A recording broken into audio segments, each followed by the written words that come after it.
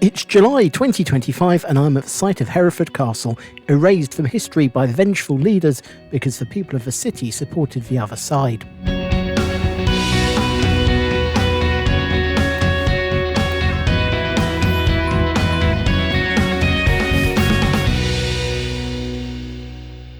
Located on the River Wye, traditionally the border between the Anglo-Saxon and Welsh kingdoms, the city of Hereford has been a city since time immemorial, which in English law means it was a city before 1189.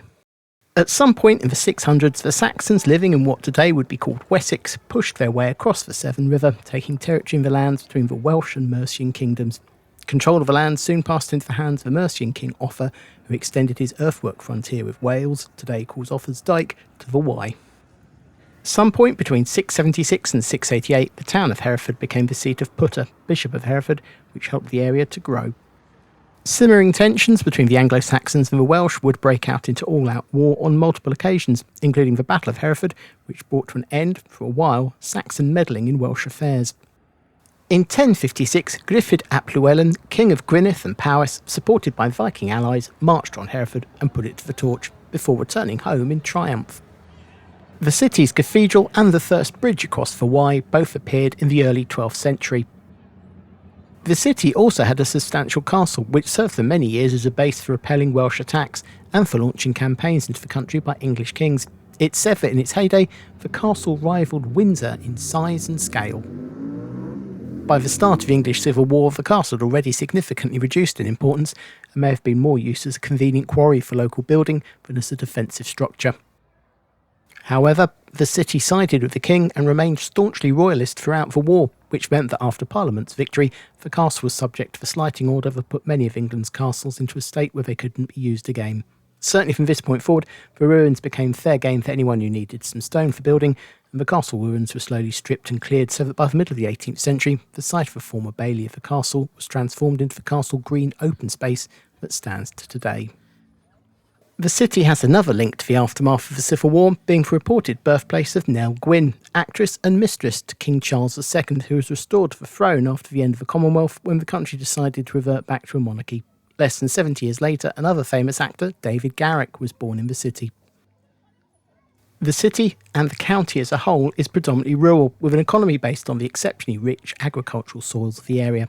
For a while, the area was important in the wool industry, but even to today, the county and its city is famous for its cider, with Bulmers, established in the city in 1887, still sourcing over 90% of his apples from orchards in Herefordshire. Bulmers accounts for over 65% of cider made in the UK, even if today it is owned by Dutch brewer Heineken. Hereford is the county town of Herefordshire, with the county council's Shire Hall and the city council's town hall being close to each other by St Peter's Church in the centre of the city, close to Hightown, the city's historic market area. This is also the location of the town's war memorial, located in the centre of the square, albeit these days serving more as a roundabout for local traffic. Hightown is the market area of the city. During the early 19th century, the city brought up and cleared most of the historic buildings in the area to create a larger market space. But one owner held out, and today, occupying an odd plot at the end of Hightown, is Hereford Old House.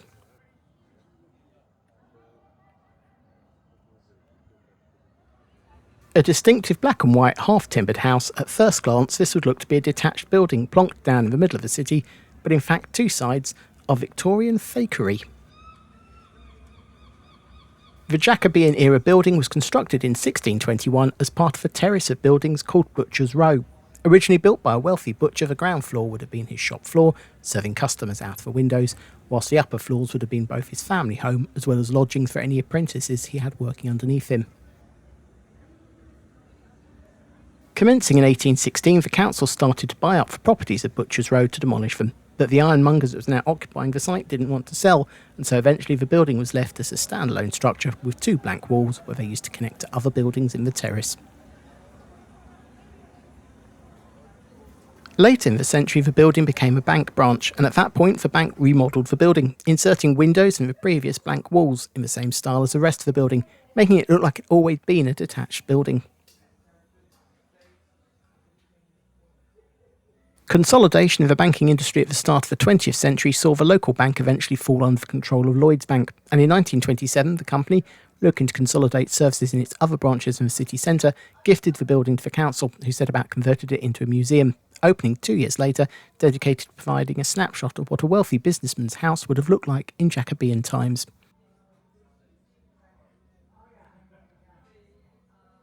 The ground floor houses displays on how the building would have looked when it was part of a terrace, as well as some of the history of both the building and the city, as well as general information about what was happening during the era.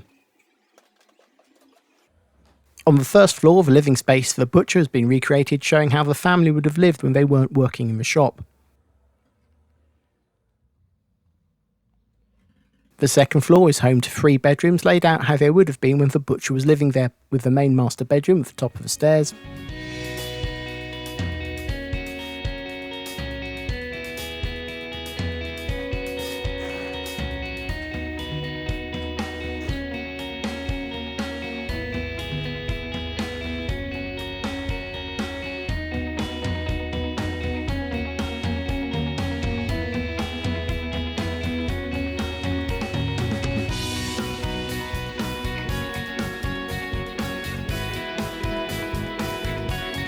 And then through to a children's bedroom.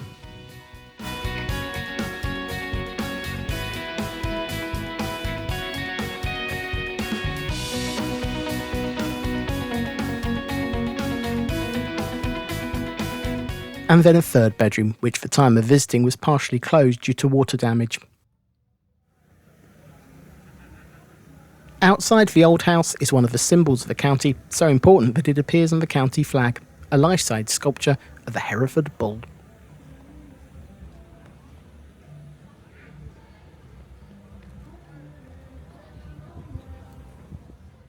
From Hightown, it's a short walk through a narrow passageway and then down the slightly underselling it named Church Street to the grounds of the Cathedral.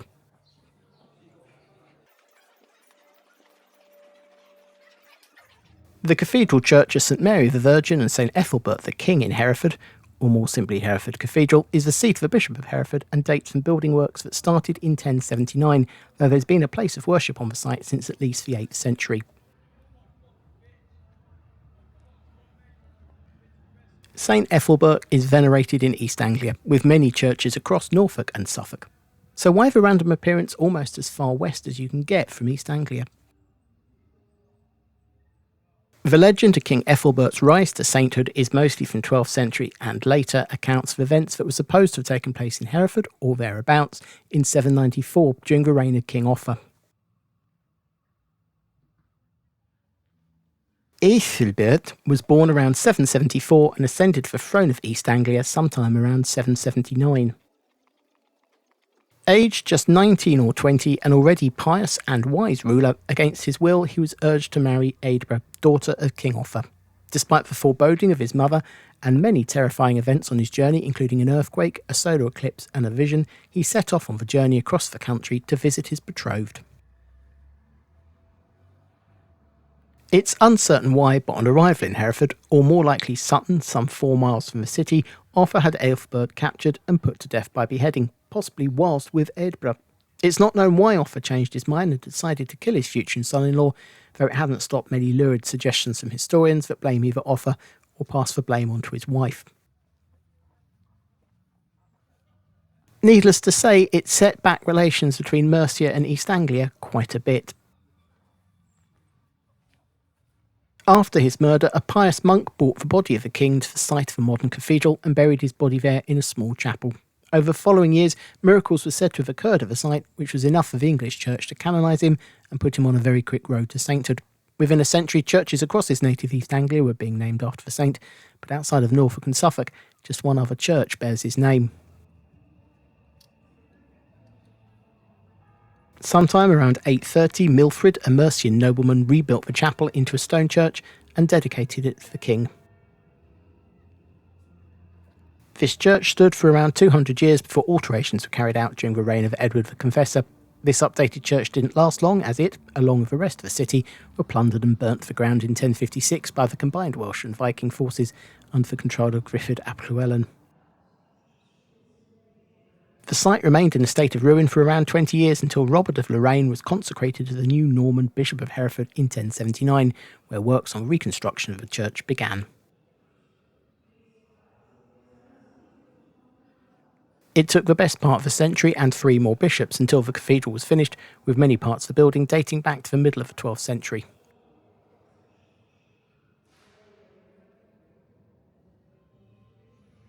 However, as with any cathedral in the Middle Ages, the bishops always liked to tinker with the structure, and this was the case over the next 100 years or so, with extensions, additions and rebuildings taking place, including the complete rebuild of the Lady Chapel.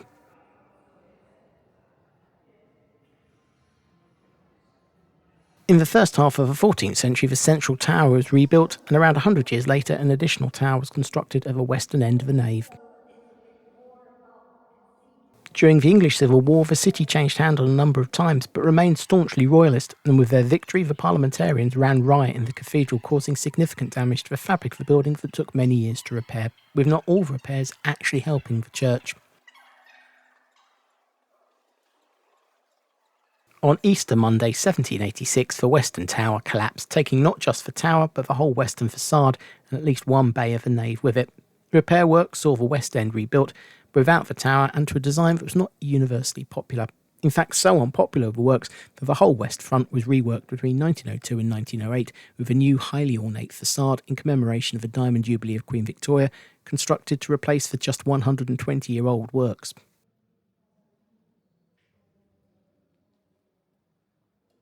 In 1841, restoration works on the cathedral itself got underway, repairing damage done both during the Civil War and in the not particularly well executed repairs to that damage. Works continued until 1863, when the cathedral was reopened.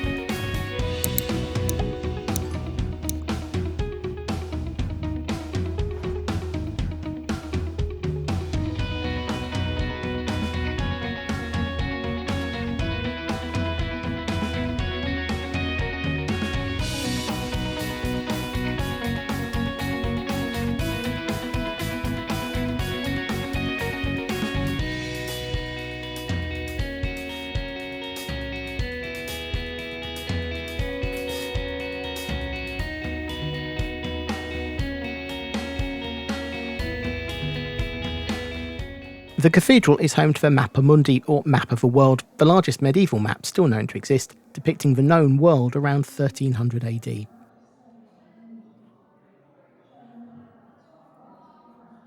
The map was printed on calfskin and following the Reformation was neglected, just left hanging on a wall. It underwent major repairs at the British Museum in the late 19th century before returning to the cathedral.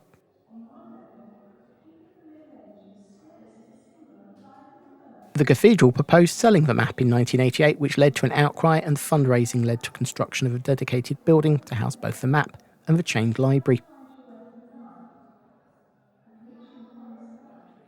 The map is a religious rather than literal depiction, showing heaven, hell, the Garden of Eden, and the path to salvation, and the 3 known continents in the 14th century, with Jerusalem at the centre of the map, east at the top, and Hereford in the bottom left corner.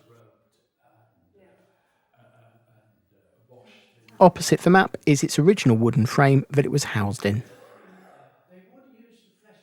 The cathedral has had a library attached to it since at least the 12th century. In the 15th century, the library was turned into a chained library, where the books are kept chained to the shelves, meaning they can only be accessed and read at the desks within the shelves.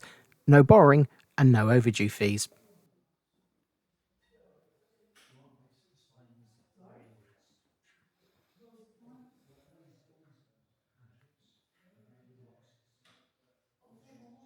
Hereford and Herefordshire are officially part of the West Midlands region of the UK, but in one important aspect, they're very much more West Country, and that's cider.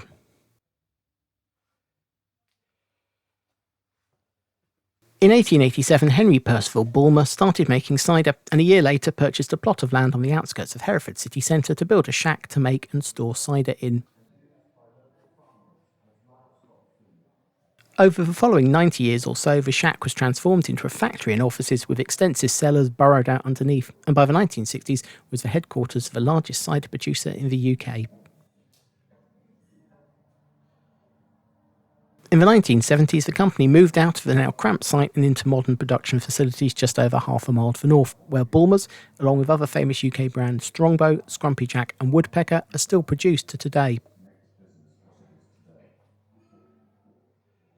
Even before the move to the new site, the then owners of the company, still then the Bulmer family, had started to put together a heritage collection to chart the history of cider making globally, though naturally most of their artefacts came from the West Country. The Cider Museum is an independent trust and was never part of Bulmers, but took advantage of the sale of the old Bulmers HQ to purchase a building to convert into a permanent museum, which opened in 1981. The collection became significantly more Bulmers focused in 2003, when Bulmers were taken over by Scottish and Newcastle, and the new owners passed on historic collections to the museum. 5 years later, Scottish and Newcastle was purchased by the Heineken Group, who now own the various brands and the production facilities in Hereford. Today, the museum tells the history of cider production and the different methods of making this specifically apple-based alcoholic drink, pear cider being called perry, and any other fruit-based ciders being an abomination under the gods of the West Country.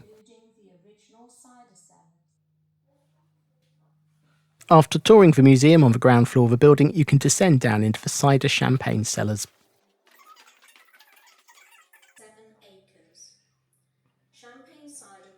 The cellars were dug out under the company's offices in 1889 for the storage of cider and to develop the champagne method of making cider, which is almost identical to that of a French sparkling wine, except that the raw ingredient is apple rather than grape. Over 2 million bottles were stored in the cellars.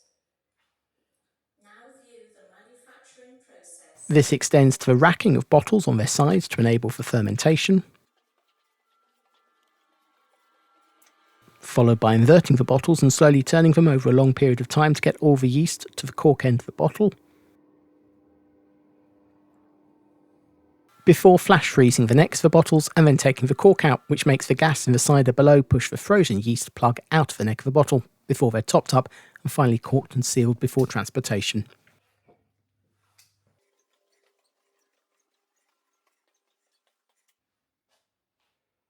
The cellars of the museum also house exhibits on how the apple pulp is squeezed under giant presses to extract the juice at the start of the process.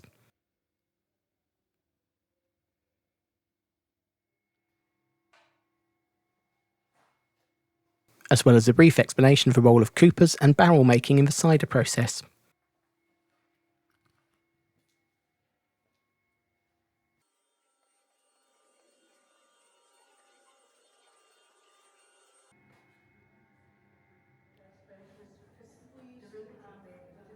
Before a final exhibit on how bottling and packing of cider products would have taken place in the days before large-scale automation and bottling plants.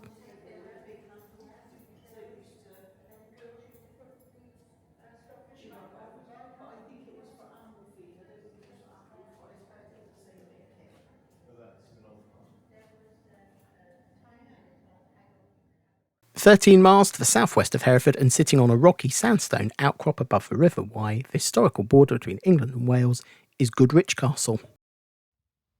The Normans were very keen to control not just their new possession, but also the neighbours, and consequently the border between England and Wales became one of the most fortified in the Middle Ages, adding first wooden and then upgraded to stone castles to add to the old Saxon Offers Dyke earthen fortifications.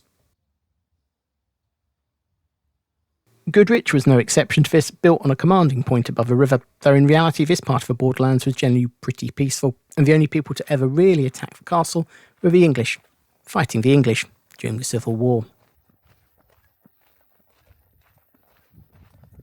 In fact, the location of the castle is historically more ancient than the arrival of the Normans, as it sits on the line of the former Roman road from Gloucester through Caerwent to Caerleon, the Romans' most important settlement in the west of Britain. The outer ditch is just that. It was never filled with water, but was hand cut into the rock outcrop, taking advantage of a natural fissure to create a defensive ring around the castle up to 9 metres deep. The towers have large spurs that transition the tower from a solid square base on the rock to circular towers that rise from the walls. The feature is similar in a number of castles in the Welsh marshes and was intended to prevent the undermining of the towers by attackers. The northwestern tower would have been the main entrance into the castle, protected by a barbican on the opposite side of the ditch, with a drawbridge linking the land to the barbican, and further defences on the barbican and tower, including portcullis, arrow slits, and murder holes. The historic core of the castle is the light grey sandstone Norman keep, located at the heart of the structure and dating back to the rebuilding of the castle from wood to stone at some point in the 12th century. Work on the castle was likely started by Goodrich of Mappa not long after the Norman conquest of England. The castle passed through various hands, including into and outer royal control, until 1247, when it passed to William de Valence, half-brother of King Henry III. The border situation was unsettled, so de Valence had the castle expanded, and this is where most of the rest of the castle dates from, with the outer walls and towers all constructed during the 1280s from a darker, redder sandstone.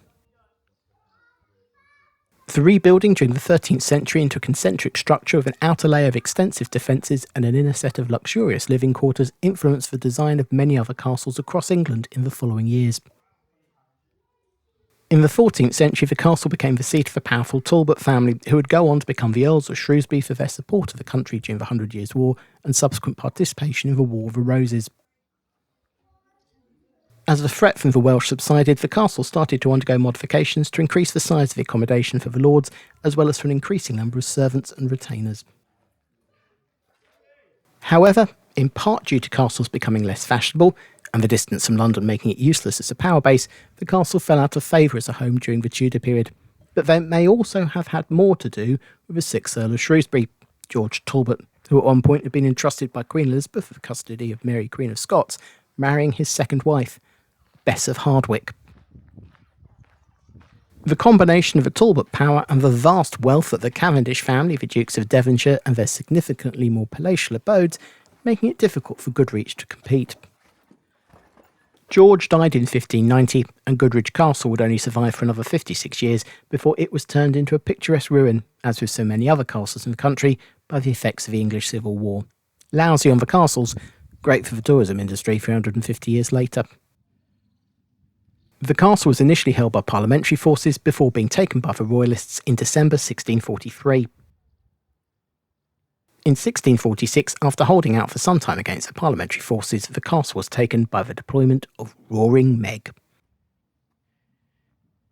Meg was a mortar cast specifically for the siege of Goodrich Castle, with a 15.5-inch, 390mm barrel, and firing a 220-pound, 100kg, hollow ball filled with gunpowder. Roaring Meg was the largest mortar used in the English Civil War, and the results were such damage to the fabric of the castle that it was impossible to defend.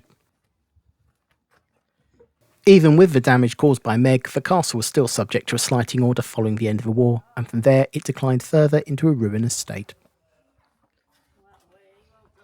However, its picturesque ruin status also created a route to its survival. By the end of the 18th century, it became noted and was subject of many paintings and poems, including Wordsworth's 1798 poem, We Are Seven.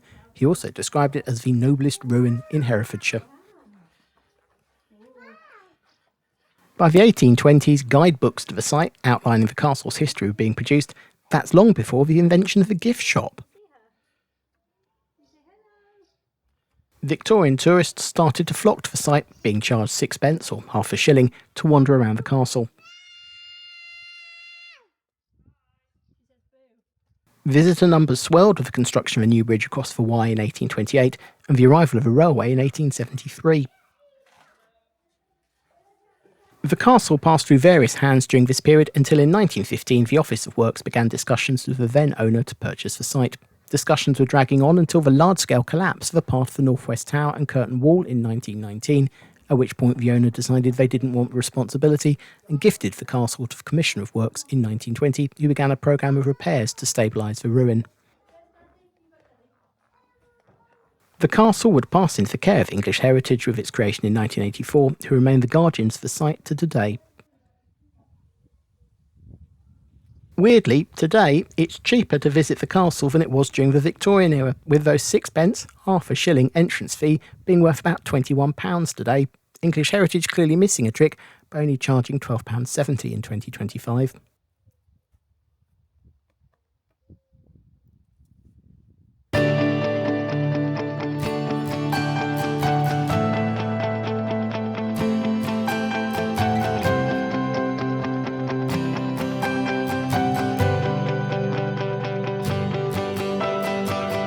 Hereford sits at the junction of the Welsh Marches Line and the Cotswold Line, with regular transport for Wales trains southwest to Newport and Cardiff in Wales and north to Manchester Piccadilly. West Midlands Railway runs hourly services east to Worcester and onto Birmingham New Street, and GWR runs a handful of trains each day to London Paddington via Worcester, Oxford and Reading. Birmingham International and Manchester airports can be accessed via rail with a change in their respective city centres. Heathrow Airport can be accessed via the Rail Air link to Reading.